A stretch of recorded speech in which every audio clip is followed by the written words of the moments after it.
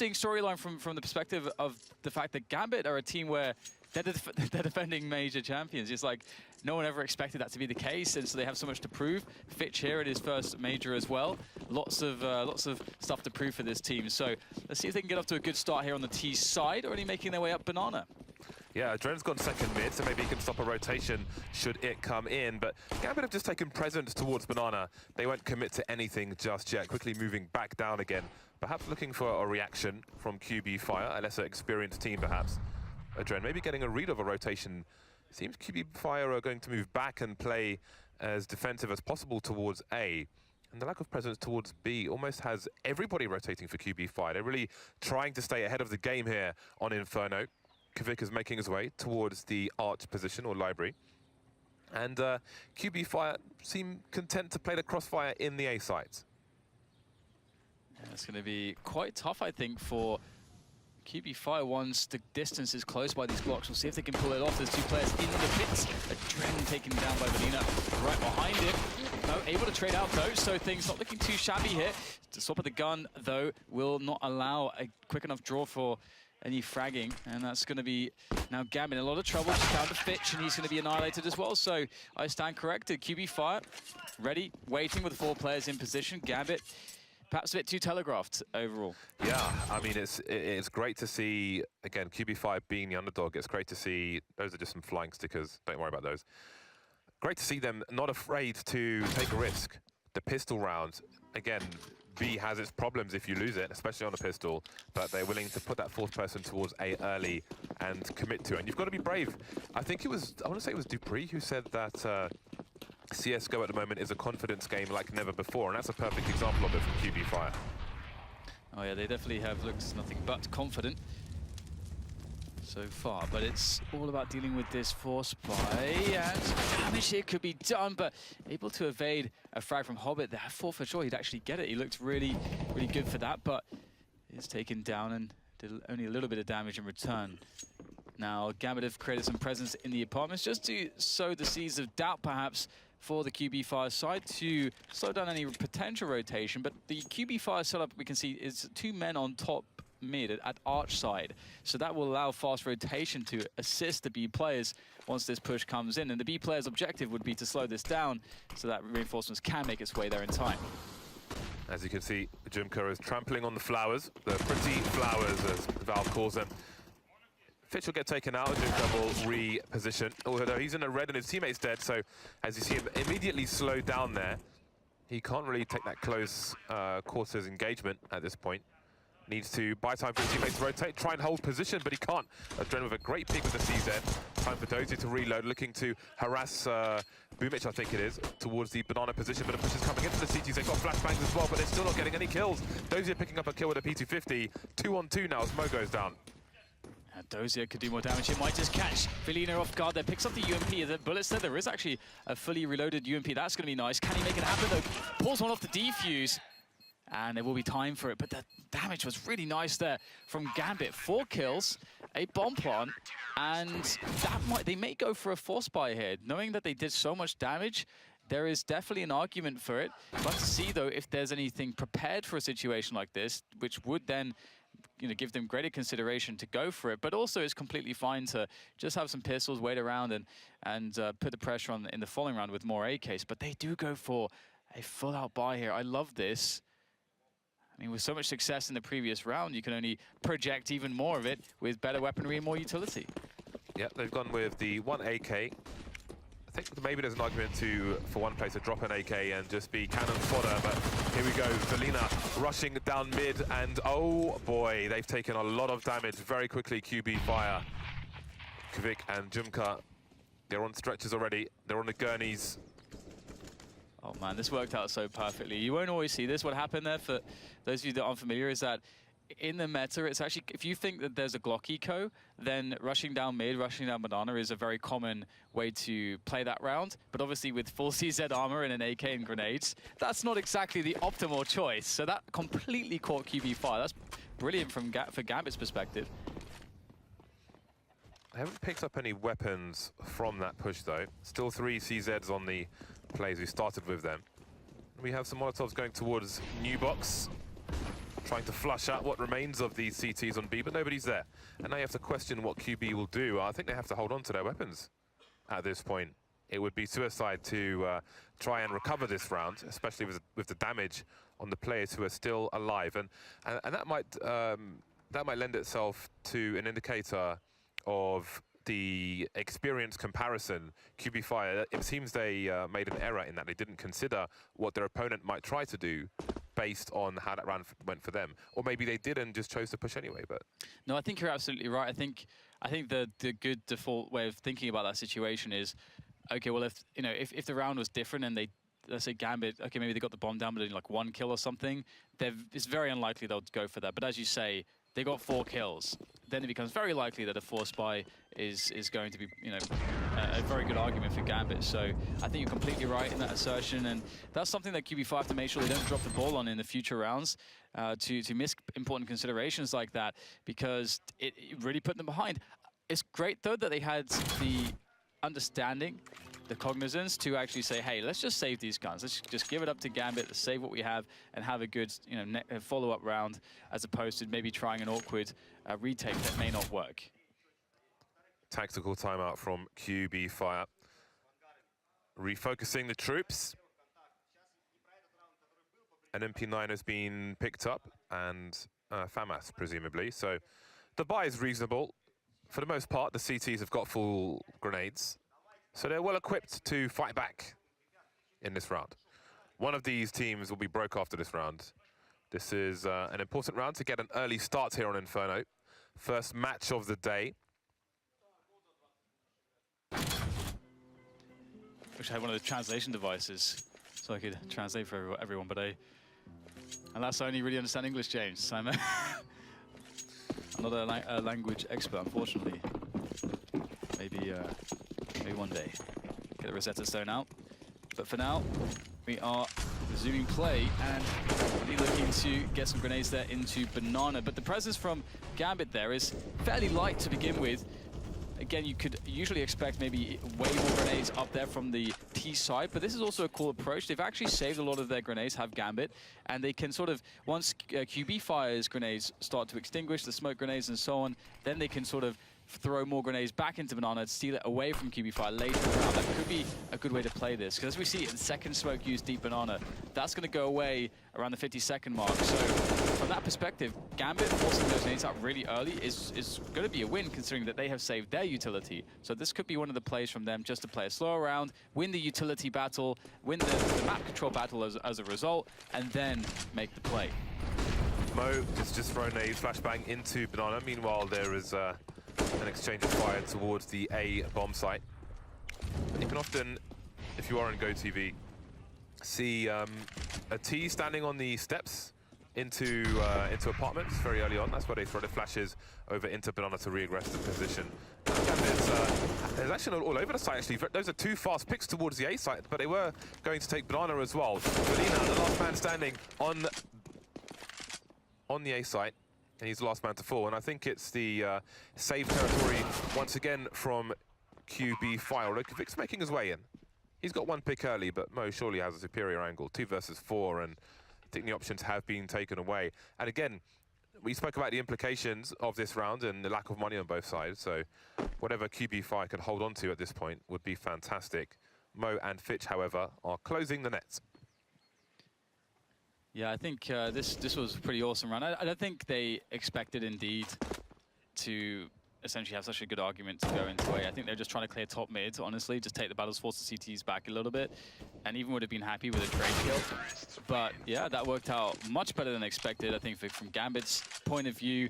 And this is the danger, is that I think from Gambit, you're going to see a lot of individual skill, and is that something that QB5 can keep up with? So far, from a strategical standpoint, from a tactical standpoint, Gambit are winning that battle as well. I like how Gambit are playing a slower game. I think the pacing of Gambit's T side so far, when QB5 does get enough money for full utility in the future, they'll actually have to play it a bit slower. You can't just throw all the utility straight away if the other side is playing a very slow pace, because then they'll just have the utility advantage. That will give them map control, and it makes it much easier for a team as well versed as Gambit to take full advantage and really close those rounds down. I love that Gambit are making it really hard for QB5 to make the right decision, because as those kills came in around a short boiler position, those 2 picks, I think there were 3 other Gambit players moving up Banana to re-establish control of that area. So how do you make a correct decision in that scenario? I don't know if you can. The Dren gets taken out in the apartment with the P250. He had a MAC-10, however. He was on an information mission. However, I don't think his information is good, because Gambit are moving into the stack. Yeah, but this should be fine if they have appropriate use of the remaining Molotov. It would be really nice for the new box, but maybe they can just shoot their way to success as well. That's so far doing the damage, doing the job, and it's just Velina now with that MAC-10, who's perhaps even considering a save or a cheeky sort of exit. Or rather just sit and look for an exit frag in a very cheeky spot. But I suppose if you're playing the pit, that's going to be somewhat predictable. So let's see if he can get something here. I don't know if he's, you know, I feel like everybody has to be watching these Hutchie demos and just Vega demos in general. They seem to be, they've known something about MAC-10s that no one else seems to know. So I was the first when it came to MAC-10s.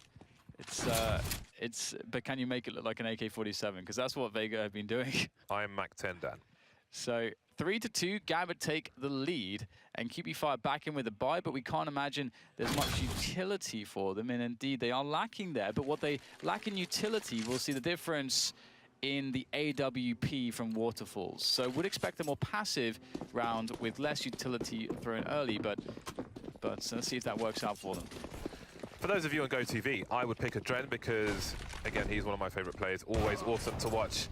I was going to say Mo is as well, although this isn't really the most exciting map for him necessarily. Waterfalls will get the better of him on this occasion, so maybe for QB Fire, we'll look at Waterfalls as well while he has AWP. I mean, he will be integral to victory for QB Fire, at least on the CT half with that AWP. He has an important job. And now we'll have to focus on how Gambit can negate him. Waterfalls still with an angle towards mid, and you can see he's not looking at boiler, just looking at mid, which means that Boomich will be keeping an eye on the boiler position from the other side, and there he is. So keeping a tight angle, trying to avoid flashbangs if he can.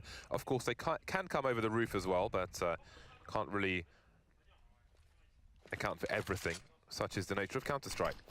Gambit moving away from the banana possession, investing more people towards A, it seems. Yeah, I wonder. I don't think Adren could ever possibly read the situation. They just spent so much time in the apps, so much time clearing it out, and all of a sudden, you've got Boomish in there, taking down Doji. Adren gets a trade frag. Very surprising positions that Gambit just simply did not read. This has worked out wonderfully well for Quantum Bellator. Fire, as they now look to close things down, just holding these positions. The time is going to force the hand of Gambit as they start to push the A site. Waterfalls with another nice frag, and it will be finished off by Velina. Should be able to grab his AWP indeed. And wow, I was going to say though that I love how between Adren and Dozier, the routine of how they take the apps, but that super late apps push, that really was fantastic. Yep, attack is often the best form of defense. QB Fire getting their Manchester United on. And it's nice because I think Gambit thought that they had forced QB Fire back, forced him away from short. You saw Mo just running into the short position with the AWP, and I think it was Waterfalls who was just waiting for him. No, Mo got second that earlier. Whoever it was got wrecked pretty quickly. Died first, yeah. Yeah, but I'm talking about the short position later on. Yeah, QB Fire are just... They played the unexpected game to a T, but let's see how Gambit can adjust. A bigger focus on Banana. Look at the smokes they have to play around. Surely Kvik won't be detected. I'm just waiting for someone, though. And he will get the kill. Just about. But that is a high variant situation. Oh, Waterfall, does he go? Doesn't even spam one time. Imagine if he did. But maybe they feel like it would suggest that there are 2 people towards A, and there'd be a fast play from Gambit. That could be why he doesn't want to take the shot. Either way, he has reset his situation, so it's a double CT play because Junko is boosted up. He's on the flower bed. Man doesn't like flowers. This is actually interesting. I mean, Gambit are in a spot where they just have to go together now. At this point, they don't really have utility left that they could just spend to use on map control. They've got to take a side with it, and they pick B. This is good, though. They forced players away from top mid, but also to the B defense. So it's a double-edged sword because Quantum Bellator, they don't know what's going on, but they've started to gamble on B. Gambit will go into B. But at least Gambit are going to have some grenades to go with. If they can, I mean, I don't know if they're going to be able to flash Waterfalls off this angle, but actually they'll go for it. It's not quite fast enough, but he'll still miss the shot, and there's a chance here. Boomich with the cover there, taking down Adren. Waterfalls able, thanks to the support from his teammate Boomich in the site, falls back to a very good position, continues the damage. Waterfalls, Boomich, and then Jumka for the finishing blows. A very nice defense there from them, and a great gamble too. They read, they made the correct read, essentially, with the limited information that they had. Well, Quick actually bought an AUG. I respect that. 4 people surviving in that round for QB Fire. I can't imagine Quick bought that on purpose because he has a HE grenade and that's it. So that's got to be fat fingers on the keyboard. Fat fingers on the keyboard. The AUG with a higher armor penetration rate, but very difficult spray to handle, that is for sure. Waterfalls, he knows there's no AWP to challenge him this time, so he'll go for that pit play. Inferno's not like it used to be. You'd often see CTs looking for that angle, but not now. Seems all the more difficult. Très difficile, as the French would say, in a terrible accent. Lots of Horosh shouting from QB Fire. Oh, numbers game for Waterfalls. That Molotov is not something they can afford to go through, but they'll do it anyway since the numbers are low. Fitch and Dozier trying to do anything they can, but anything seems to be nothing, as nobody is dead yet for QB Fire. Dozier has one play, the flashbang through the smoke, running into the sights. I don't know if you can hear that, but QB Fire are in very good spirits. They are the closest team to us at the moment, Gambit on the other side of the studio, and they're pretty comfortable with how things are going at the moment. Yeah, it's really dangerous when the sort of newcomer team gets very confident. Obviously, that's something that we've seen go up and down for QB Fire, and I think a lot of it was to do. I mean, we saw the very first interview that Waterfalls had. He was very nervous, but now they're getting some matches under their belt. That win versus VP, I think, was so important because, as Waterfalls said to them, VP are still a top team, and to the rest of us, they're a bit of a wild card, but that obviously served to really help them out here. So let's see if they can convert that confidence into a victory. They have regained momentum, but here comes the abs push. 2 men there to battle it, and the trades will be in. Waterfalls in a very tight spot. Oh, that's a nice shot down onto Adren. Gets out of there as well, and there is no way to pursue him right now. Waterfalls has done so much work, but still, more to be done. Spots the next one as he looks to change the angle, but Hobbit catches him, finally. The AUG might actually come into play with the scope towards the pit position. The bomb's planted. He knows somebody's on the site, if not double stack. Maybe the sound cue gave it away. Repositions as the smoke disappears. Jumka delivering a kill, and it's Dozier 1 versus 2, 1 versus 1. Can he do it with the AUG? He can! What a ridiculous situation. More shouts of Horosh from QB Fire. Never heard so much Horosh in my life. This is a great shot, this second shot from Waterfalls. Sorry, the third shot even. It's such a challenging angle for him, and to deliver a kill like that, considering how much he can see, that is nuts. My goodness, love it. I'm actually really sad that the AUG had to be exchanged for the AWP. I think it's a very close call, That was great from Waterfalls. I would go as far as to say Oishin Kruto, which is Russian for basically that is awesome. So I'll go with splendid. You can go Splendid. I don't know what the Russian is for Splendid. Ooh, they've gone double AWP. They've gone double AWP. They've been watching the G2 demos. They've been watching Shox and Kenny S, perhaps. Let's see how this goes. Jumka, the second AWP. Well, Waterfalls has been absolutely killing it, so sent out there, and he goes really aggressive. He's always taking these very deep peaks down to the slope, and this is not super common. Obviously, he knows that there's no money for an AWP on Gambit's perspective, so he feels a little bit safer to go for that peak. But it is becoming quite predictable, so that's something he has to be cautious of. Spot some legs. It's not time for catwalk. Oh, he's missing some shots now. Forced to reposition, manages to escape though, that's also important, but he's given up position, and he's making his way to the library. Fitch is around the corner. Is this being covered properly? It is. Fitch has been taken down in the meantime, and now he can hold across. Felina is delivering elsewhere from a pit position, and everybody's getting wrecked for Gambit. Not a single player lost for QB Fire. They're so hype, man. They're so hype. Malodets. I love it. They're so hype. Coach is going absolutely mad. 7-3. They've really regained full control here. It would actually be awesome if we could see, you know, Gambit sort of like their desk, because it's almost like opposite QB Fire. Just, it would be awesome just to see that disparity of energy. Gambit very chilled out at the moment, from what we can see, but let's see Zeds out again, and they have had success in the past with them, so let's see what they can get here. Waterfalls again, Brazen Peaks. Jumka gets his orb working as well. Never a doubt. These guys are warmed up. And it's been great rifle support for these sniper rifles, whether it works out or not. This time it doesn't. And there are weapons to collect here for Gambit. But Adren, he's so smart. The clutch king of 100 ping picks up an M4. There's a man advantage now, and they're all on rifles, these Gambit players. QB Fire have a lot of money in the bank. There's already an AWP on Gambit, so they don't really need to be concerned about giving one up. Waterfalls and Velina. Smoke's just gone down. That's a problem for them. Velina will deploy a smoke of his own. Really hard. How do they get through this? Waterfalls. Does he push through a smoke with an AWP? Here comes Velina. Waterfalls holding angles. Dozier's been spotted. Where are the other two, though? That clock is ticking. They both have kits, these CTs. Velina finding something through the smoke, but not a kill. And he might have to back off and leave his teammate to die. I don't know if Waterfalls can get out of this. Gets a Molotov kill, though. Trying to escape now. And Hobbit's got the angle. Hobbit's dead. Adren, more importantly, saves his own weapon at this point. Everyone else dies, though. Gambit back to winning ways. And it looked so good. This looked so convincing at the beginning, but it all just takes the two players on the Banana defense to die instantly. And especially when you give away an AWP on that defense when the bomb is for post-plant, the AWP is so strong, especially on that B-bomb side. So it gets very hairy indeed. So maybe a little bit of overconfidence, maybe a little bit of just being too hyped. You know, that is something that can come into play if you're a very new team and this is a new sort of stage for you. The adrenaline is going to affect you a lot more than it would a team like Gambit, who have incredibly seasoned players.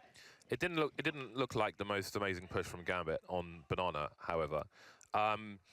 There is a flashbang when you're coming up Banana towards the car position, which is now a bunch of barrels. The wall behind it, to the right-hand side, it has a window. I don't know if the obs can bring that up, but there's a window there. And if you're coming up Banana and you throw a flash just to the right-hand side of the window while you're running, it basically lands behind the sandbags. So if somebody's standing behind the sandbags, they're going to get flashed. If somebody's holding that AWP angle like Jumka was, he's going to get flashed. You can't really avoid it unless you look away, so you force the people off your angle. So I think there's better timing for the push that they seem to do in that round, which definitely helped QB Fire get off to a good start in that round, despite the fact that they lost it 7-4. And things have been made expensive for QB Fire, having to rebuy everything, and that will mean, for the time being, one sniper rifle rather than two. We know how active Waterfalls has been on this CT side, and it's something that I'm sure Gambit, or I would hope at least that they are considering, because we saw him just there at the early stage of the round taking a fairly aggressive angle, looking for the player that would be clearing the apartments, which has been Adren and Dozier, but he didn't find it. It's a slower pace from Gambit, and again, we talked about this. If you don't have as much utility as your opponents, you play a slower rounds, you let the CTs throw all those aggressive grenades initially, then the utility sort of starts to even out a little bit, and that's really where Gambit are at right now. When we've got 50 seconds left, they're starting to clear top mid. Right now, QB don't seem to know exactly what's going on. They have, right now, Boomish sort of floating between A and B. Oh, and that's a very, very important pick from Mo. There's 35 seconds left. They were picked towards A right now. QB are just pressing on B as well, so they understand that it's going to be A, and they have a flank set up immediately. Jumka and Boomish are rotating as fast as they can.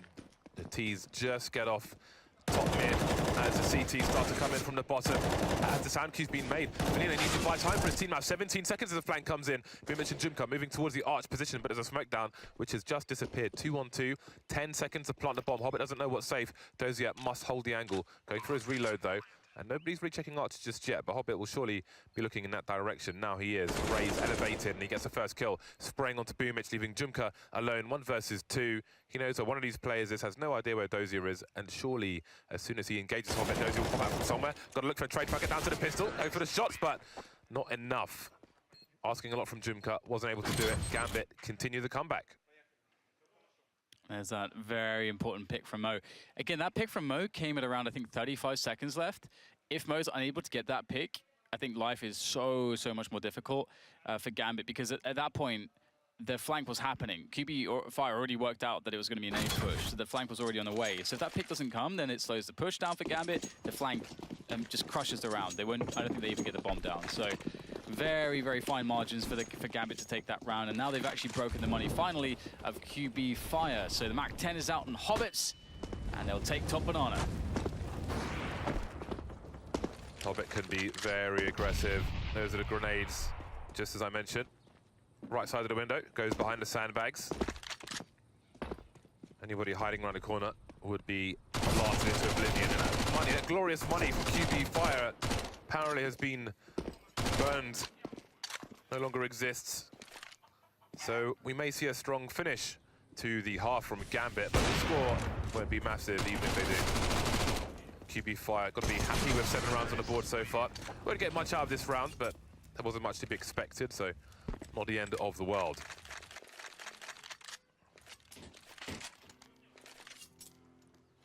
So we have that 7-6 scoreline. QB Fire got loads of momentum early on. They're super hyped up. Things have quieted since then. Now that GAMBIT are back on the attack, and Mo delivering with the AWP in times of need. So with more utility, maybe we'll expect a faster pace here from GAMBIT to try to take Banana, and indeed, they'll actually sprint straight up Banana with all the grenades. And so this is what you can expect when they do have more utility to burn. And it's going to be a very fast take here. They can leave a player up there as they start to clear the rest of the map. GAMBIT so far have shown us very good fundamentals from this perspective of running these defaults, taking away as much map control as they can. The one thing that they need to do now is create some presence in the apartments. Dozier's on the case though with that, and of course the Dozier-Adren combo is the combo of GAMBIT that's are responsible for this portion of the map in their default. Ooh, is Boomich standing on a teammate? I believe he is. Yeah. Ah, yes. Boomich on head. Get your hashtags in. Dozier able to avoid those shenanigans, and around a minute mark, they will move to a more traditional setup. Nobody in the pit, though, for the CT side. I wonder what the read is. Felina moving over towards Arch with Waterfalls, and it seems he's going all the way towards the B bomb site. QB Fire seem to have good reads as to what GAMBIT are intending, and GAMBIT are very slow to get there. So a third person moving towards B, almost in position. Although there are no grenades for QB Fire, I'm sure they'd love a flashbang to drop into pool. Oh, there's one grenade, but it's a bit fast.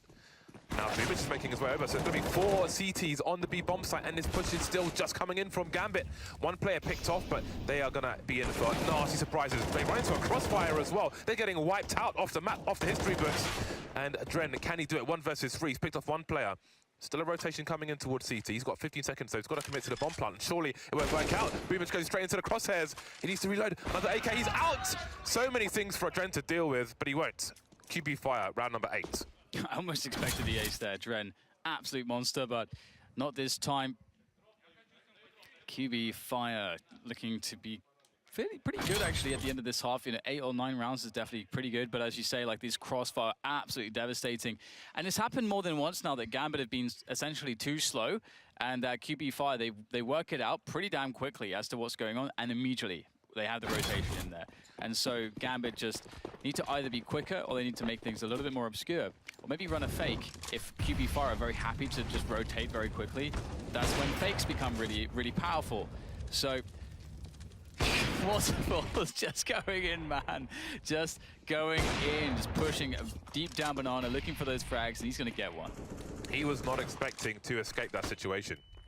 He was at the point of no return, and he managed to return anyway. So that's pretty good stuff. Rotating back towards the A site now, keeping GAMBIT surprised. And I think GAMBIT definitely needs to review this half after the match, whether they win or lose, because again, QB Fire in a number of rounds have read. I think it's just a lack of noise that GAMBIT usually make, maybe with grenades and so on, if they're going to make an execute. Dozier taken out in the balcony position, and there's more info. He was the only person lurking towards A, so GAMBIT have got to go fast on B now. This could be somewhat of the difference. There's not the 4 players here ready to receive the push, but there's only 3, and they have been somewhat staggered by this use of utility. Dren should have the kill onto one of the players here. Oh my god, Dren! I have no idea how he picked up those 2. Down to 18 health, and again in a position where to win the round he has to ace. Just going for the bomb plant there. They are going to play it safe here. GAMBIT, surely Adren can't do this. They did line up, but there's just no way Adren can win that one. And it's a 9-6 scoreline at the end of the half. That's really impressive here from the likes of QB Fire. I like the fact that Adren, it's a small thing, but he committed to the bomb plant last time. I think because last time he faked the bomb plant and he shot one guy in the face immediately, I think he had to read the guy was unlikely to re-peek him despite it being a 3 versus 1. And he was right. He got a free plant. The guy run backwards out of construction. Respect to the Adren, but it wasn't enough, unfortunately. At that point, the bomb plant was inconsequential, and it was all about winning the round. But it wasn't enough. 9-6. I think this is a pretty monstrous score for QB Fire.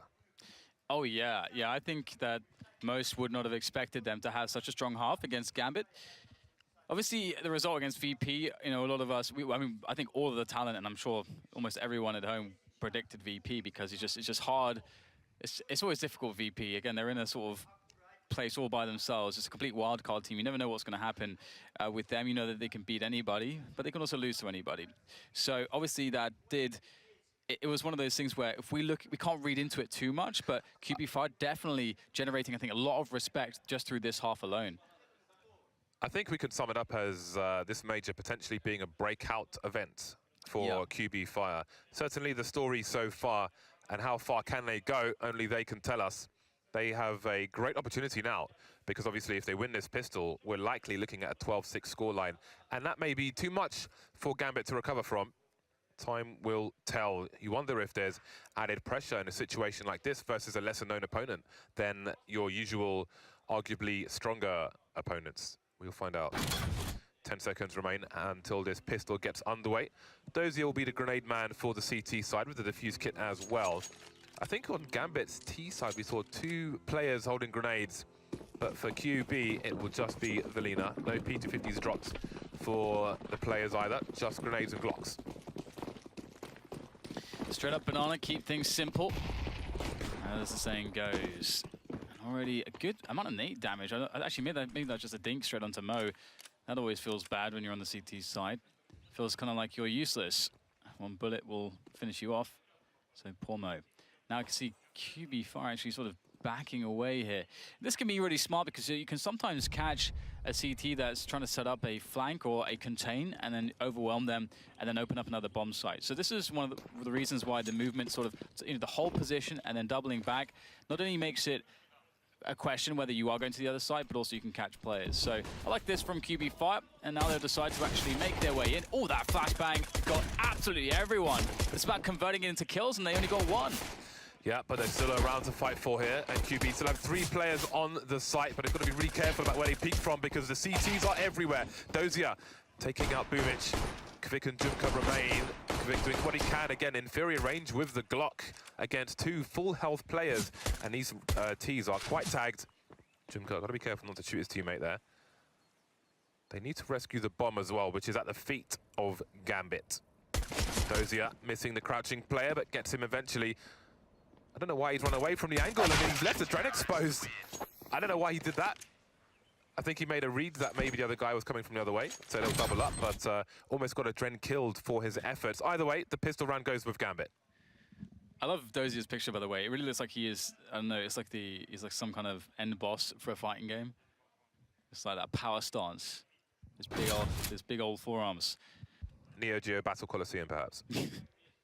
So we got a 7-9 scoreline now for GAMBIT. They pick up the pistol, they get the SMGs out. We have the force buy out of QB Fire. Unable to get the bomb planted, so this is the standard way things would play out. So GAMBIT will realize this. Decent chunk of damage onto Jimka. So it's really about just forcing QB Fire into crossfires, into positions where they can't get pictures of the Eagles, all this kind of stuff, and slowly whittle them down. And there we go, Dozier already starting the action off, takes down Velina for spoiler. What QB Fire going to do? They might want to get their numbers in. Most going pretty deep here. Ooh, the smoke goes away. Had to be very careful with that. Does get out of dodge though. However, only one player has been picked off here, and we saw in the previous half that isn't necessarily enough, because now QB Fire have an opportunity to move all the way up banana and try to play the numbers game. For the time being, though, they'll try to get picks towards A, perhaps to pull a player away from the B bomb site in case there's a third person there, because the bomb is still at T ramp. And there isn't really an indication as to if someone from B is going to pick it up, take it to A, or vice versa. 40-second mark, and it's I mean, if they want to plant the bomb, someone's got to go and collect it now. There we go, Kavik's on the way. But will it be A or will it be B? Maybe Waterfall's suicide towards the A site. This makes sense to me. Now, Waterfalls is rotating as well, but you see Adren's already moving towards B because of the lack of action towards A. So I think in this situation, there's an argument for one person to suicide A to keep that third player away from the B bomb site. But here is the push. Flashbangs are in tow, and Hobbit will spread the joy of the MP9 to all concerned. And Adren, the third man, comes through the smoke there. So for me, I think Waterfalls has to suicide on A and do the best they can with the 3 players on B. But it is what it is. Yeah, Hobbit did well there as well to sort of cover himself whilst he's on 3 HP, not die. And that means that GAMBIT survived with every player. And so now we could see a mid-rush and a banana rush from GAMBIT, because GAMBIT will know that it's incredibly likely that there is just Glocks right now. It doesn't make sense for QB5 to buy anything in this round. So here it is. You can see it happens. They'll go for that mid-push. This is a way that it does actually work out when your opponents aren't likely to force buy and absolutely smash you in. So, as we can see, it's going fantastically well. Boomich actually surprisingly getting a kill with the Glock there. But in the previous round, GAMBIT it was a flawless round for them. Oh my god, Boomich with the Glock! That was a burst. Yeah, it's just like, I'm having 1.6 flashbacks right there. Adren, how does he get 3 bursts on you and you don't kill him? That is quite mental, isn't it? 9-9, and GAMBIT have done what they needed to do. They won the pistol. They didn't get wrecked by a force buy or an eco. No 12-6 or 6-12 rather, since we're talking from GAMBIT's perspective. The score is all tied up, and now the test really begins for QB Fire. They've done well to get to this point. They've got most of what they want. They've got Waterfalls on AWP, but he's no Kevlar, which is curious. Inferno is not necessarily the easiest map to AWP on. And on the T side, oh, Junka standing in the flames. And that's a great response to an AWP no armor. Get that early pick in. Yeah, that was very brave. Found the timing. Very, very fast timing. Question now is, what do GAMBIT do? I think, GAMBIT, they have, a UMP, a FAMAS. They don't have a lot of grenades. There's a pretty big argument for them to try to make a play somewhere. But also, at the same time, stacking a bomb site could actually be a really good way to go. So we'll see what they can do. There's obviously still a lot of time left in the round. And I think we'll see one player potentially rotating towards B, or actually, are they just going to stay 2 to a side? Okay, so the play is the aggression here down Banana. Nice pick off there onto Jumka. That changes things a bit. You even up the numbers. There's almost no utility on the Ts. They can now play, or actually, they will actually understand now the top mid push is coming. So rotation in from GAMBIT. What is Waterfalls doing? I'm not sure exactly, James. Standing in the smoke with no armor. Interesting.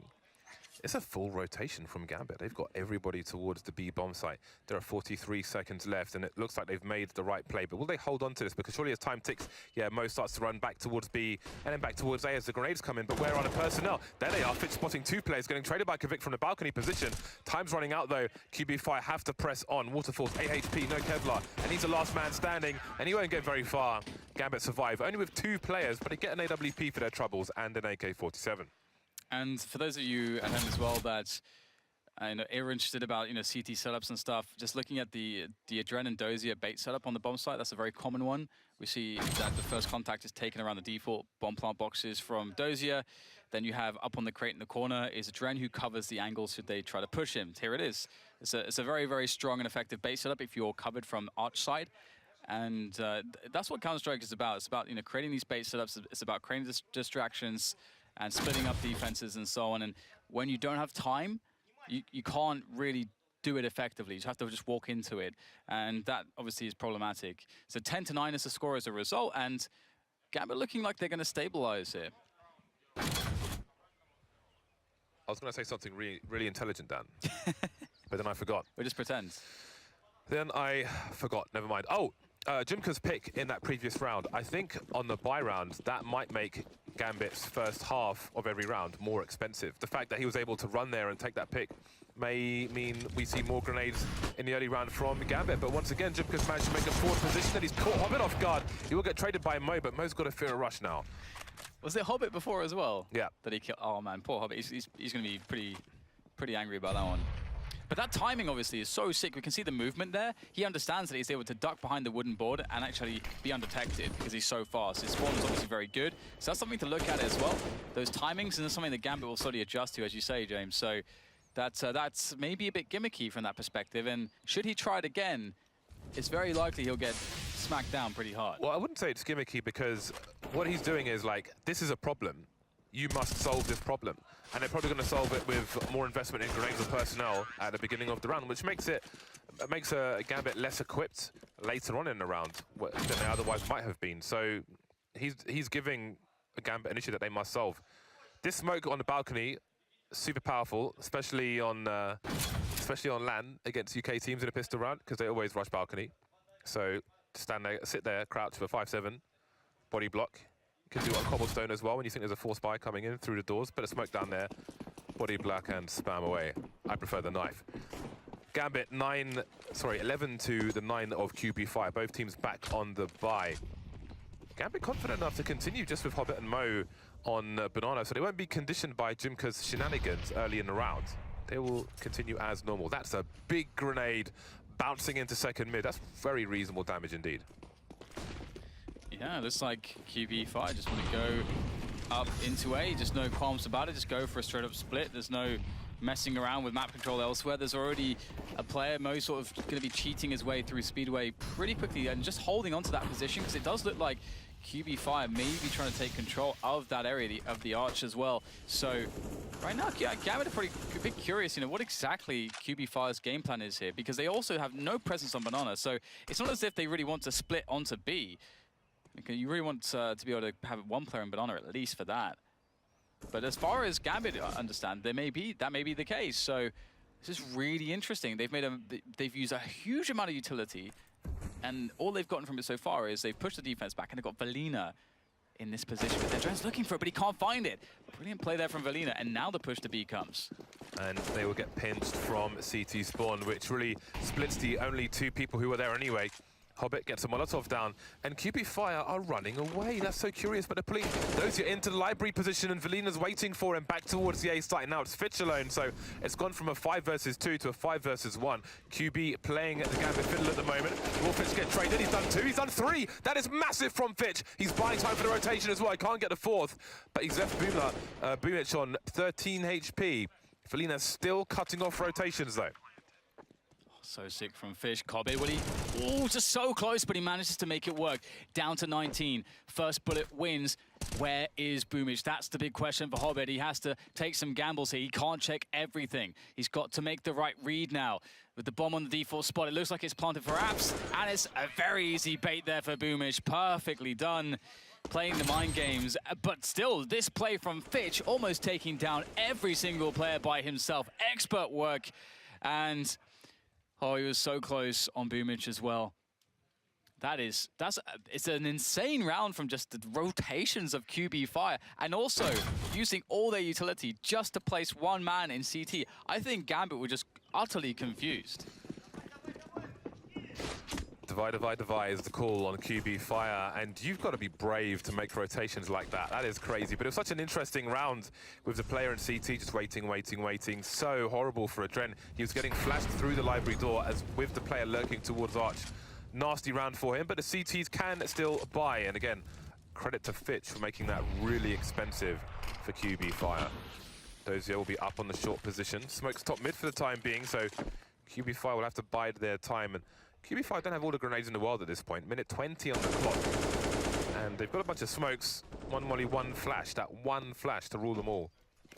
So they'll be limited in how they fake, if they choose to later on. This has made things very interesting. I have no idea where this one's going to go at this point. Really close game. Very even. Neither team has any economy, so this is a very, very important swing round. Indeed. Some noise here towards Banana. Nothing as far as presence is concerned towards the A side of the map. And you can see Hobbit goes for the information play, but they're still behind the smoke. And there's no vision on top mid, so once again, Gambit have no idea what is exactly happening right now. They're just saying, well, we don't want to take the risk. We're just going to play very passive positions and try to rely on these basic setups. 30-second mark. Kvik is top mid, looking to engage a Dren through the smoke. Meanwhile, QB5 are pushing into B, but it seems the B play will come in through before the A play, so he may lurk and try to flank the rotation. He's dueling with Dozier, and Dozier will pick that off, but where are the CTs towards the B bomb site? The Dren fighting as they push through the smoke, and the bomb's been lost. The bomb's on the wrong side of the smoke. They've made a booby, and that might cost them the round. Surely there is no room for recovery now. Waterfalls playing against the clock, holding an angle to try and save his own skin, but that is a colossal mistake. At round 23, you can't be pushing the smoke with a bomb. Yeah, with that, you know, that much time to go, it seems very weird to push everyone. I mean, you can just take the site. There's only one guy there, then you get the plant. You play a favorable post plant. That is a massive blunder, frankly. I don't think you can really put it any other way. Well, I suppose you said it's a big booby, so there's that, I suppose. And right now, it's cost them so much. I mean, obviously, Waterfalls keeps a hold of his AWP, but look what they were reduced to. Their economy was in tatters. They needed that round win, and now it's GAMBIT with a really good arsenal and amount of utility to work off of. Let's see if QB5 can maybe throw a wrench into the works, though, with these pistols. Wouldn't be the first time. This is the test for QB5, because winning that round probably puts them in the lead in this game. Yeah. And now they have right royally nosed it right up. And now they're in the worst position that they've been in this match, I think. So we'll see what they can do. Kevlar is plentiful. But AWP must deliver. Waterfall so far so good. Adren taken out quickly, taking up some real estate, looking for Hobbit on Speedway. He's reading the rotations and trying to open up the map, and he's doing that. They're pushing towards CT now. Mo is in B, though, and Dozier's pushing forward on A. This is an absolute carnage. So many targets for Mo. Way too many targets. Perhaps he went too far. And that is... I don't know how they're doing this QB fire, but this is probably their round. Dozier with 5 HP, 1 versus 3. There's no way he checks all these angles. Run straight into the fire. How on earth did they do that? Yeah, I think it's, again, just one of those spots where GAMBIT are just sort of misreading the way that QB want to move on the map. Because, okay, that pick, all right, that's fair enough. But when Waterfalls is just running into arch side, that's an assumption from GAMBIT that it's 100% like a split onto A.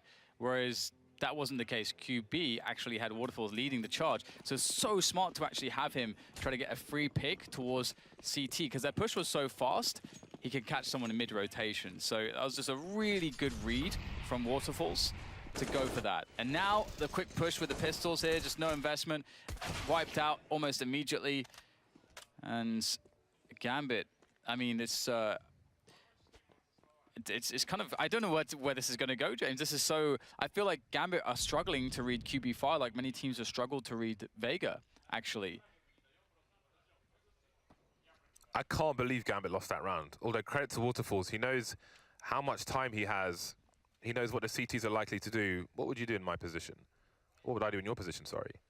I would try and support the A guys so they don't get pinched. Run up Speedway. He's got the angle. And here we are, and now it's GAMBIT's turn to try and find a way back into this. You could argue it's even worse since GAMBIT are on the CT side. And you see the lack of money on both teams, to be fair, but QB are about to make some coin.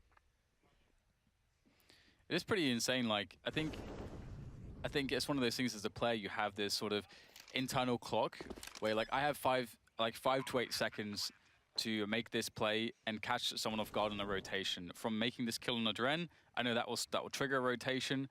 If the players around this area of the map is going to take this much time, that's something I want to gamble on. And it's really always very fun to see that, like, instinctual, those plays made off of pure instinct, like we saw from Waterfalls there. He had really good movement as well. He was trying to bunny hop around the corner to, like, just shave off any additional time.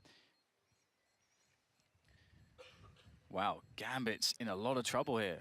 This is a match-losing territory for GAMBIT. Yeah. This is very late in the game now. Their money is still going to suck after this round. So it may be a double eco and giving up the lead. Well, the lead's gone already, but they'll be trailing. They pretty much have to eco unless they want to go for a crap buy, which I don't recommend. Tactical timeout has been called by GAMBIT.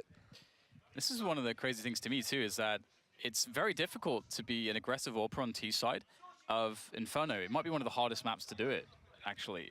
And a lot of teams actually just, they will maybe run the AWP here or there, but they don't try to have it all the time on their main AWP just because it can offer a degree of rigidities, whereas you're much more agile with 5 AKs. We already saw all the kind of rotations that we saw at a QB Fire. If you have an AWPer, like typically the AWP is at its strongest in a post-plant scenario on the T side of Inferno.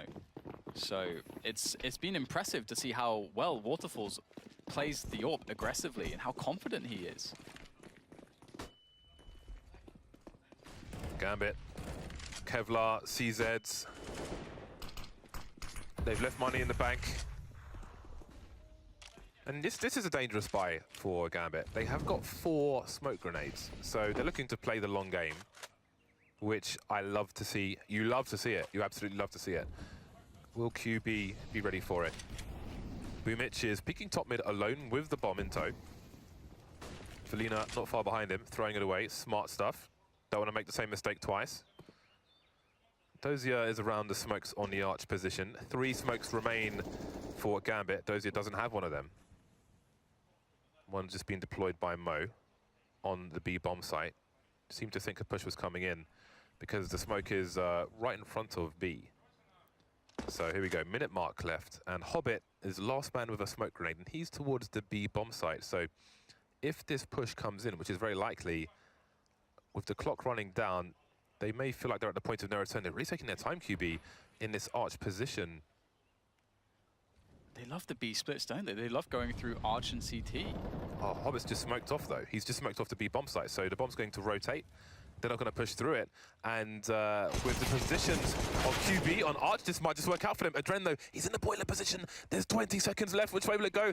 This is not the bomb. He's still got bullets, though, in the magazine. And now the bomb's having to rotate around the Arch position. Hobbit needs to get into the site. He's around the library area. He needs to go faster because there's 12 seconds. He has to commit, try and stop the bomb from going down, but he's just waiting, taking random shots, and they might have missed their opportunity, the CTs. They might have missed their opportunity. 3 on 3. Do they go for it? Do they save what they have for a better buy in the next round since they've got Kevlar? Seems they might go for it. Hobbit's picked up an M4. Fitch is making his way into the balcony position. Hobbit's got a kit. To survive this engagement first, to get that kit towards the site. Some damage being done here. Quick on the graveyard position is in trouble. Hobbit's waiting for it. Oh, that timing was really crucial. Mo, he's found himself an AWP. That's a great shot, but again, comes down to the slimmest of margins there for QB to win the round. GAMBIT really offering up a very good effort. And also, I loved how they dispersed their, or decided to disperse the pistoling players. We saw that they were reading the push from QB and also anticipated how much QB really enjoy the play in towards those B splits. And it almost makes you wonder if they should have actually not even smoked Banana to some extent. Yeah, I wonder about the money GAMBIT spent in the last round now, because Mo started this run with exactly 47.50. So he had money for AWP, no Kevlar. So he's gone for a rifle. So I think mistakes maybe were made by GAMBIT, because you want Mo on the AWP, surely. And they've got 2 UMPs.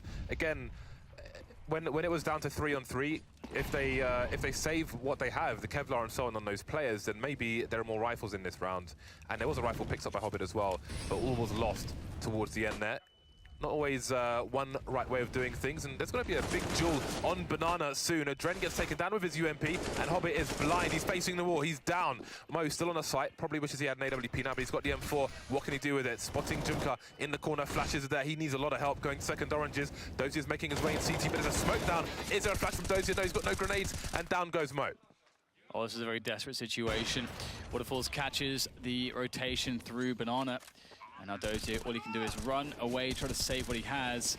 They got the bullets though, and that will be the end of him. Jumka with the pursuit. And QB Fire, they know how close they are. They're getting really loud again over to our left. And that push from Adren, I was really surprised because he made a pop flash, blinded everyone, then waited until everyone could see again, and then pushed. So I don't really understand that. Exactly, that's very strange. And that's sort of where the stack of cards started to fall down. Now, GAMBIT have gone for Spy. They would rather not play against match point. Now, if they lost this round, if they lose this round, they're going to be at maximum loss bonus. So they could have had a monstrous buy in the next round, but instead they've got a buy which is weaker than their last buy, which didn't work out for them. So you can see how it's going. Trying shock and awe, but not quite there for them. 4 versus 3 though. They're still around to fight for here. But things have gone from bad to worse, really. And it looks like they're going to abandon the A site and just all stack B, although Hobbit's going to have a look towards top mid. Deploy grenade there and make his way towards B as well. Just showing some presence towards A before they all move in together.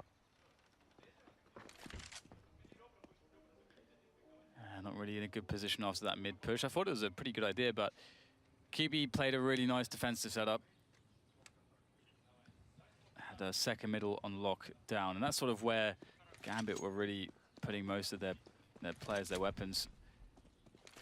So all they have to do is go together and they'll be fine at this point. QB about to move on to match point here. That would be absolutely insane. We can't count out GAMBIT just yet, though.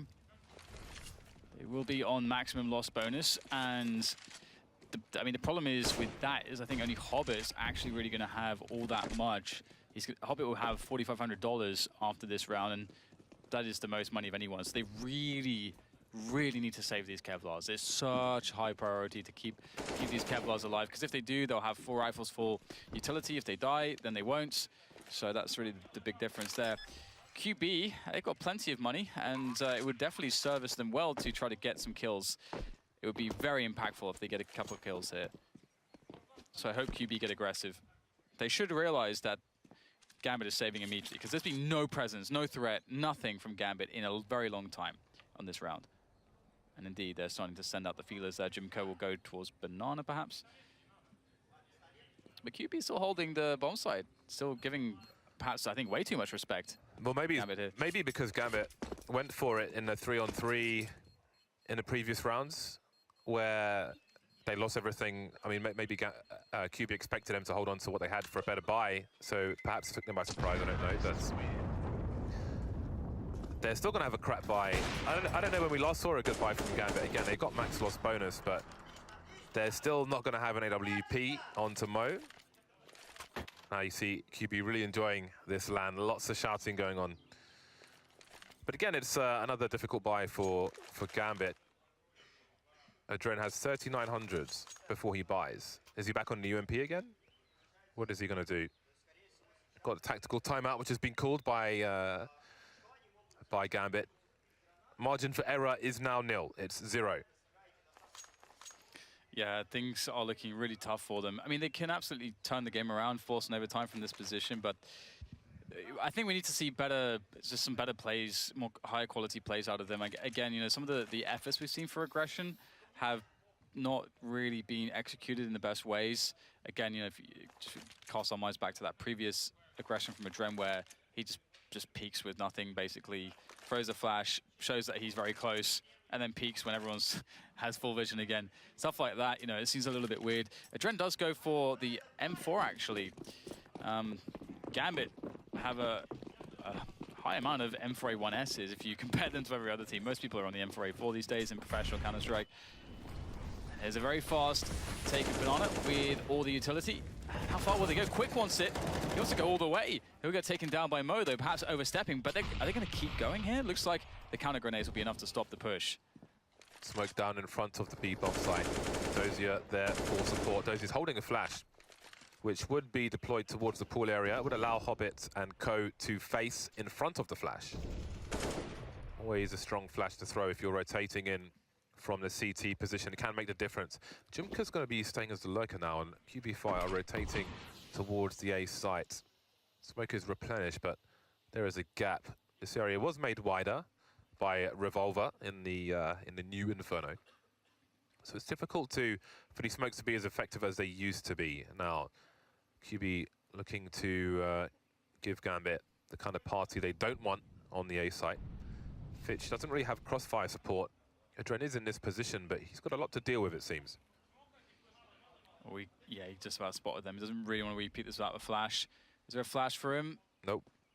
Fischer doesn't have any flashes. Okay, no flashes. Yeah, that makes... See, that's the thing about having a lack of grenades there. Having to go for a raw peek versus a peek with flash, flashbang is so so huge. But here comes the push here up quad. It's just Boomich though, and he's going to try to sell this, and it has been largely sold here. We're going to take him down immediately, and the rotation will come back from Dozier, who was trying to float away from B in towards the A support, but now he's just covering the cross again. Lack of grenades here from both sides. It's all about hitting the shots right now, and the numbers is with, as well as the time is with the GAMBIT side, and they'll be able to pick up the round, and it seems like QB just sort of ran out of ideas. Yeah, maybe it's the pressure of yet another upset slowing QB down, but they've got the money to weather the storm. But now, finally, GAMBIT have a good buy. I mean, the T half was not amazing for Mo, and I didn't expect it to be. But the CT side is where Mo should be lighting the board up, and finally, he's got a sniper rifle. He's been quiet for the most part, but this is where GAMBIT can really flex their muscles. And if they're able to take this to overtime, I would think that they would have a lot of momentum going into that, starting with $10,000, get everything you want. So this is a really good spot for GAMBIT, but they need to be ahead of QB's game. Yeah, I think you're very correct. I feel like it is, if they do get that overtime, they're heavily favored, at least that's sort of how I feel. I think a lot of the things that GAMBIT had to deal with, I think they just found QB Fire a little bit difficult to read. I think they just don't have that much experience against them. QB Fire are playing a different brand of Inferno to a lot of teams with some of the arch-heavy play that they've gone for. But we'll see whether, as you say, Mo can get that AWP rolling in, because that would be such a big difference. It's working Banana for now, and having Mo on Banana with an AWP really allows you to more safely rotate away a player, like cheat a player, an additional one towards A, if need be. Early round Banana has been horrific for GAMBIT in the recent rounds, but this is a slower start. The odd grenade here and there, and Jumka will bide his time with an off angle, while QB use the clock towards the A site.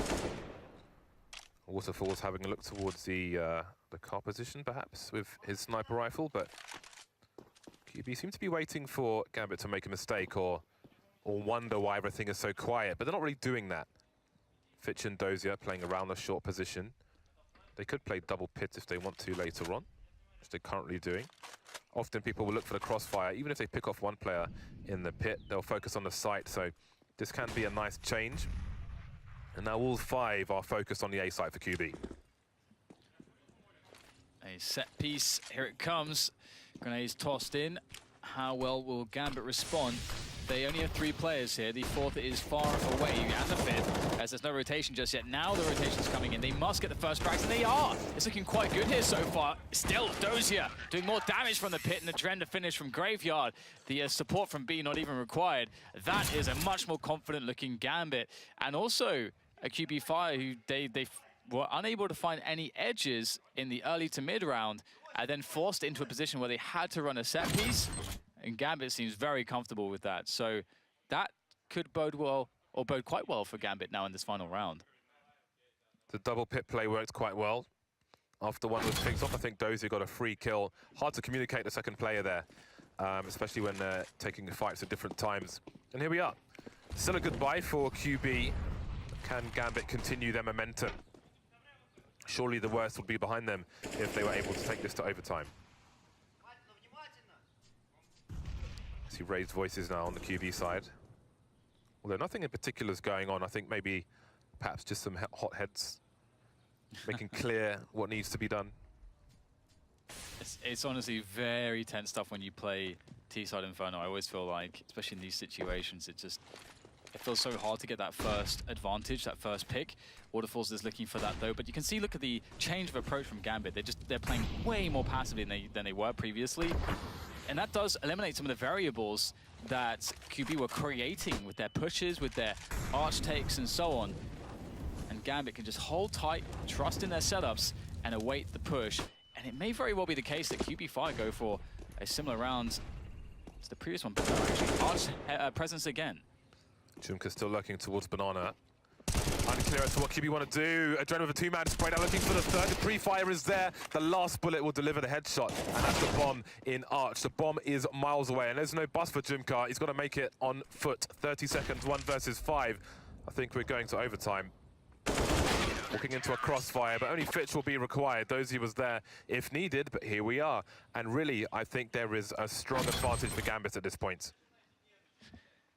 GAMBIT just seem to deal well with pressure, James. I think it seems to be part of the family business, perhaps, as they managed to bring it all the way back. And again, as you mentioned, there's so many moments when their economy was ruined. They couldn't get good buys, but as you can see, in GAMBIT, if they're able to win in overtime here, it would be the 4th major in which they go 2-0 in the groups. So no one wants to break a streak, James. No one likes to break a streak.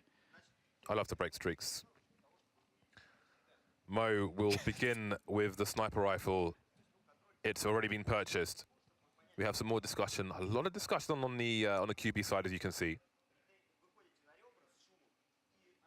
It's going to be really interesting to see what their approach is, because obviously now we've had the adaptation from GAMBIT. And not only that, it's changed even more so because QB were often fighting against the GAMBIT that was feeling like we have to make plays early round because we don't have utility, because we have UMPs, all this business. And now, so like the whole playing field has changed completely here. And it has changed in the favor of GAMBIT, obviously being the team that then found success, brought themselves back into overtime. There's the inherent momentum there, but also in understanding better how QB play. And I think for GAMBIT, that was always the case. Working out what are their tendencies, what do they like to do, how do they want to open up the map, and so from that perspective, QB, they need to find something a little bit different now to be able to adjust to GAMBIT in their very passive approach in these rounds. Right then, we said Adrenaline Waterfalls for the GoTV, but now I think it's time to keep an eye on Mo. Although Adren's never a bad look. Let's see how it goes. All advantages for GAMBIT, I think most people will agree. Mo continues towards the B-bomb site. Chumka deploying some early grenades, and Mo won't get the first shot off, but he's got enough space to recover, to back off, and Chumka won't run to his doom. So he'll just establish control of the banana position, and now that's 1 minute and 30 seconds where GAMBIT have to wonder how many players are around this corner. And this is another interesting thing here. We see that Waterfalls is looking for a repeat there. It's a very cute boost. We saw that very fast timing from Jimka previously. So look at the adjustment from GAMBIT. They've eliminated the variables of any sort of plays there. They're just not allowing there to be angles that they can be shot from. So they're just saying, well, you know, we'll just hold the site. And then, so look at all the time that's being killed here. Waterfall's waiting for the peak, waiting for the peak. Lots of time is being killed, and that's something that can only serve to help GAMBIT. Now QB5, they take top mid. So now they are in the same position again. They've got all the options around the map. They have to decide which site to actually run a set piece into, and that is what GAMBIT are forcing them to do. Adren staying on Speedway for the time being. He can see into Arch from the Speedway position, but now he's rotating back towards the B site. He's got one flashbang. It can go into the pool. There it is. You see it. QB, though, they're just waiting. There are 3 smokes down on the B bomb sites at the moment, and there are 4 QB fire players waiting. 30 seconds. Kvik going to a tree position, presumably to deploy grenades. There's a re-smoke of the CT area. Adren going straight through it. Perfect play from him. Getting a pick off, spraying. Can't see anything else, but there are 2 people on the site, and this is carnage. QB walking into the mincer. And we see now the problem of the approach from QB Fire. They were not able to burn any utility from GAMBIT. GAMBIT were able to throw another smoke on Banana. Oh my God, Boomich going in right there, but still it's too little too late. And again, they had no pressure. We had a smoke from GAMBIT on Banana when there was, like, what, 35 seconds left. That basically kills the push, which QB were invested in. They've given up control everywhere else on the map. So perfect round from GAMBIT. And again, not giving opportunities to QB Fire. QB Fire have to create more pressure and force more grenades out than they are currently doing. They can't just play so passively and wait GAMBIT to push them. That's not what GAMBIT are going to do anymore. QB Fire back on the buy. Boomich just trying to do some late damage to the C2 economy, which can matter in the rounds to come. We've got fast plays. Once again, QB going back to Old Faithful. This worked for them so many times. Very fast picks towards the banana position. Grenades will do big damage. Hobbit needs to stay alive, down to 6 HP now. And these are the rounds where GAMBIT were broken by QB Fire again and again and again in normal time. Just getting those grenades up, rushing up banana. GAMBIT were caught out of position multiple times. I think GAMBIT are trying to sort of play ahead of the curve here, maybe expecting an adaptation from their opponents and, you know, going for that very fast mid play to go for a pick. I think that was really cool, but you can see how vulnerable they were in banana when that happened. So, as you say, they've got to be really cautious about these initial fast plays from QB Fire, which the passive approach fixed. They didn't lose anything to it when they went passive. Nice. And Mo with a very strong flick shot whittling down the numbers. 4v4, and QB want to go for B, but Mo's the only man here. This is, oh god, this is so bad for GAMBIT. Yeah, I think GAMBIT were convinced that the threat of Mo would be enough to force the rotation, so they gambled on putting the rest of the team towards the A site. But it seems QB Fire don't respect Mo that much. He was quiet in the T half. And there we go. That should be the round. GAMBIT, will they go for it? They are repositioning.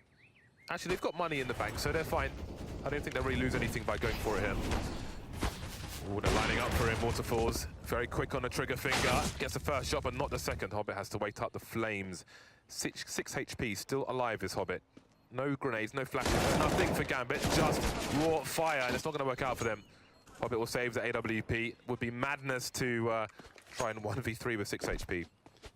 It's actually a sick play, stealing the ult back. That's a really cool result, I think, for GAMBIT. That's pretty huge. That's obviously they lost their orb on the bomb site, but then they stole Waterfalls as one. And it's again, it's something which gets a little bit awkward for the CTs to be able to afford in situations like this in overtime. So it's always nice, always nice. And now I wonder if they do go back to the ultra passive approach. Again, that's been very consistent for them. This is one of those cases where sometimes I think that teams, they find a solution to how another team's playing, and then they think, oh, they're going to figure it out, so we should change it up. But in reality, that other team still is working out how to beat it, and so you want to force them to beat that before you want to switch things up sometimes. Trio of grenades flying through the window. That's not very nice if you're in your living room. QB will make their way into apartments. There's that second mid grenade once again, bouncing off the wall. This time it does a lot less damage. The burst through the smoke, really trying to take these players by surprise. Maybe with a read of 3 towards B. Smoke off to Arch, and there's 2 players in the site for GAMBIT. But this is not a situation where QB even need to commit. It hasn't cost them much to get this map control. They forced GAMBIT well away from top mid, and there's still a minute 10 on the clock to play with. So here again is back to that really passive approach, and GAMBIT have 4 players towards A this time. This is really huge, and this is very important too, because we know how much they love to go Arch, and through the CT, Mo's covering that, but it's a good pick from Valina here, as now the Arch play comes in from the QB side. So be very cautious that they don't spill out from the CT. He's got to protect the rotation from B, but at the same time, that isolates players on the bomb site. Adren alone gets one. He needs the second one here. He really desperately needs one more kill, and there comes Mo from the side, able to light up quick, but there's more work to be done. Now he's the only man to do it. QB Fire looking strong here. What can Mo do? It's the last round. He's got to push.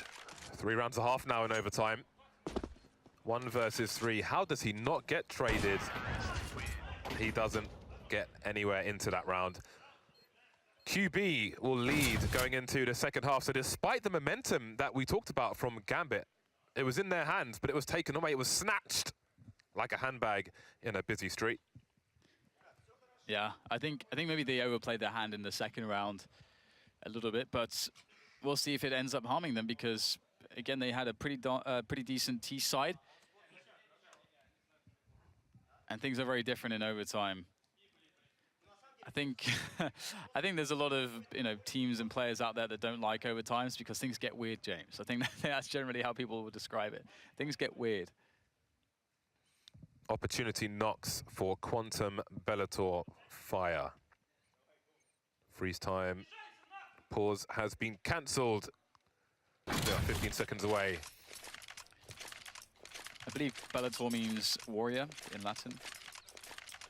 Looked it up a few days ago. They're Quantum Warriors, James, and then there's Fire. They're Quantum Fire Warriors. Maybe they're standing on hot coals, perhaps. Can they win this round, though? It's a very key round to win. This would give them psychological advantage. Fitch making his way through the smoke, witnessing that fire, but will he make his way through the flames? Vic and Jimka towards the B bomb site. Waterfalls trying to rotate between both. 3 smokes down top mid at the present moment, but no action behind those smokes, so QB will be confident with a 3rd man towards the B bomb site.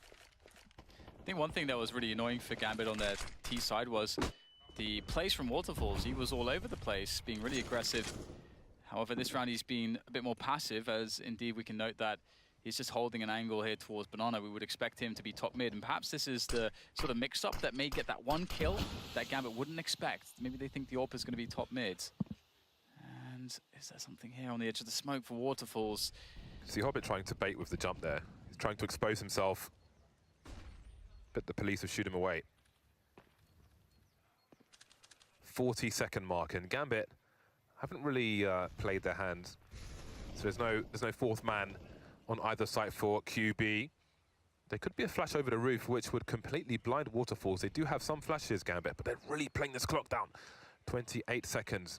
Waiting for a curious CT, but not quite getting one. Now they know where Waterfalls is. The flash towards Pool, trying to buy time. Will they check for Jumka? If they can get into position with Waterfalls, they maybe won't. Fitch will, but he won't get the kill. The trader's there, but there are two more people on the site. There's one down, and now they've got 13 seconds, and Kvik is really going to take them by surprise. Can they even get the bomb planted at this point? Do they have cover for it? They've got to fight for it. Oh, this is a disaster. 4 seconds, and it's not going to happen for them. They have played it very, very well. Kvik baiting his teammates like fish on the end of a hook. And there it is. There's the round for QB Fire. They played it very well indeed. Oh my God, as well. And seeing that, okay, there's two people left alive, and then you see Adren's point of view, and he's like in the apartments, and you're like, oh no, oh no. That's gone very wrong for Gambit. Adren unable to do anything there in the rounds. And QB Fire, they're one away. This is impressive, isn't it? Holding their nerve into the overtime, looking to break the streak of Gambit. You see the frustration there at the end of the round from Gambit. That might be the round that loses them the match. Jimka and Kvik getting aggressive. They're boosting on Banana. This would not be the surprise that Hobbit was looking for. The flashbang comes and goes, and Hobbit takes it in the face. Uh-oh. Desperation surely begins to set in now for Gambit. They need a play to equalize. Very early pickoff from QB5. They can now play really passively, try to play things safer. They have the man advantage. The double ops, though, will not receive retake situations well. They won't be strong against set pieces with smokes. So these are things that QB5 might be thinking about. And Boomich will try to get a bit of info there for his team as he plays into quad. He does have some cover as well. He's the most agile member of the A-bomb site.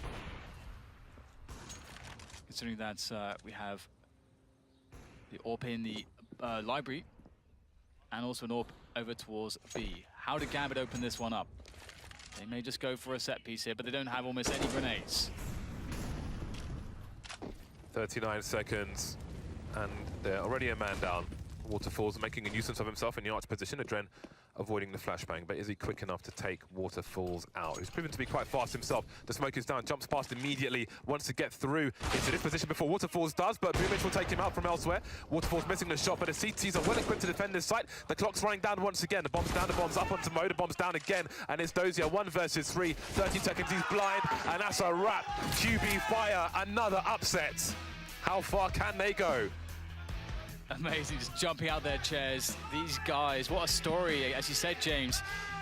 Perhaps a breakout event for them. Still many more questions to be asked, but the victory against VP, some would have shook their head and say, well, it's VP. But Gambit, they are definitely a menacing team. They've earned the respect of many, a very solid group of players with a lot of accomplishments, the previous major defending champions. And so, QB Fire, now people have to start to notice them. This is not the tournament for Pick'ems. Thoughts of the desk after the break.